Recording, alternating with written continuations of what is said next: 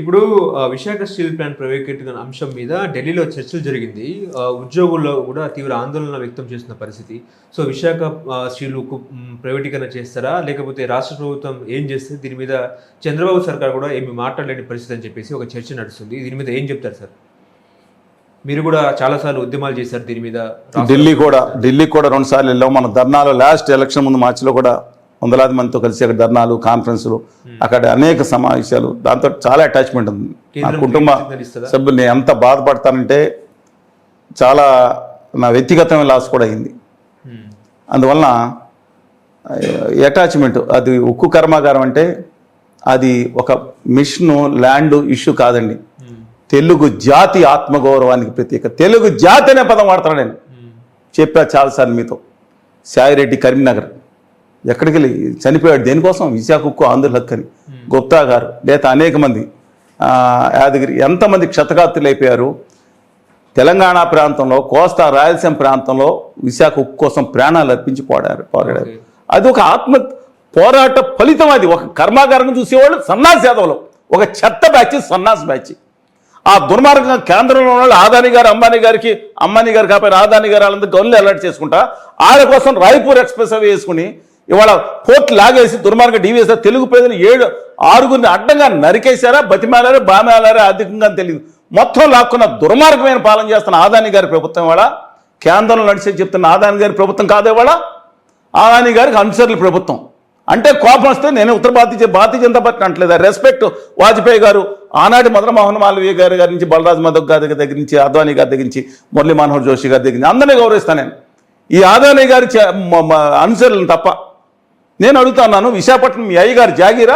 విశాఖ ఉక్కు కర్మాగారం ఏదైతే ఉందో దాని మీద చేస్తే ఇవాళ రేవంత్ గారు, భట్టి గారు, కేటీఆర్ గారితో సహా, ప్రవీణ్ కుమార్ గారు, వీరభద్రం సార్ అక్కడ ఉన్నాం, మేమందరం నిలబడతాను. అక్కడ ఉన్న మిగతా అన్ని పక్షాలు వచ్చి అక్కడ నిలబడమండి. ప్రపంచంలో ఎవడు చేస్తాడో చూద్దాం. దమ్ముంటే, సిగ్గుంటే కనుక ఈ రాజకీయ నాయకులు ఏకమనండి. ఒకళ్ళు సిగ్గు లేకుండా మాట్లాడుతున్నారు. ప్రాణం అర్పణ చేశారండి వాళ్ళు. ప్రాణాలు అర్పిస్తే దాన్ని పచ్చి రాజకీయం కోసం, స్వార్థం కోసం ఢిల్లీలో ఉన్న పాదుషాల దగ్గర, రాణి సాహబాదాల దగ్గర తాకట్టు పెడుతున్నారంటే అంతకన్నా దౌర్భాగ్యం ఉంటుంది. ఆల్రెడీ దాంట్లో కొన్ని ల్యాండ్స్ ఆక్షన్ చేస్తున్నారు. వీళ్ళు అయ్యగారు జాగీర్లు అయ్యి ఆఖరి ఒక బ్లాస్ట్ ఫర్నేస్ క్లోజ్, 2వ బ్లాస్ట్ ఫర్నేస్ కూడా క్లోజ్ చేసేస్తున్నారు. ఇవాళ దాంట్లో ఆదాని గారి పోర్టుకి కొన్ని ల్యాండ్లు వల్ల ఆ క్యాప్టివ్ పోర్ట్ కింద గంగవరం పోర్టుకి మనం ఎందుకు ఇచ్చాం? ఆ రోజు ల్యాండ్లు ప్రజలు ఈ ముచ్చికారులందరూ లేపేసి ధ్వంసం చేసి ఎందుకు ఇచ్చారు? వారు చంద్రబాబు నాయుడు గారు ఒక కండిషన్ పెట్టారు, మంచి కండిషన్ పెట్టారు. ఏమని? దాంట్లో వచ్చే ఏదైతే ఈ ఇన్ని వేల ఎకరాలతో సహా దాని విలువ ఇన్ని సంవత్సరాల తర్వాత 30 ఇన్ని సంవత్సరాల తర్వాత అయ్యే 20,000 కోట్ల 50,000 కోట్ల విలువ మొత్తం కంపెనీ కూడా ఆంధ్రప్రదేశ్ రాష్ట్ర ప్రభుత్వానికి ప్రజలకు చెందుతుంది. ఓన్లీ వాళ్ళు build to own operate transfer మళ్ళీ ఆంధ్రప్రదేశ్ చేయాలని అద్భుతం కండిషన్ పెట్టి ఆంధ్రప్రదేశ్కి 10% వాటా పెట్టారు. పెడితే అది ఈ ఆదాని గారి దెబ్బకి రాష్ట్ర ప్రభుత్వం అమ్మేసింది 630 కోట్లు. ఇంత దౌర్భాగ్యం ఏంటండి? వాళ్ళు పోరాడుతుంటే, చనిపోతుంటే ఇంత దౌర్భాగ్యంగా, ఇంత నిస్తేజంగా తెలుగు జాతి యొక్క ఇంత డౌన్ అయిపోయిన చరిత్ర ఇవాళ నాకు తెలిసినంత రికార్డు లేదు. అందరూ వెళ్ళి గుజరాతీ పాఠశాల దగ్గర, ఢిల్లీ పాఠశాల దగ్గర పాహిమా అని పడుతుంటే చేతకాని చావలేని తెలుగు నా బిడ్డలా వీళ్ళని తెలుగు తల్లి బాధపడుతుంది. దమ్ముంటే వాళ్ళు తెలంగాణ బిడ్డలు అందరూ కూడా కలిసి పోరాడతానంటున్నారు. సింగరేణి కలిసి అందరూ పోరాడదాం. తెలుగు బిడ్డలుగా మేము ఉన్నాం 11 కోట్ల మంది.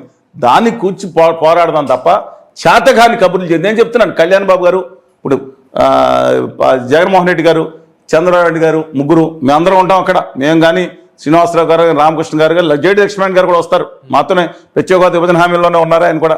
మేము అందరం నిలబడతాం. దమ్ము ఉంటే ఎవరిని చేయమనండి. ఆదాని గారు కదా, వాళ్ళ గ్రాండ్ ఫాదర్ నమ్మండి. అక్కడికి దమ్ముంటే చేయమనండి. ఇవాళ గుజరాత్కి చంద్రబాబు వెళ్తున్నారు.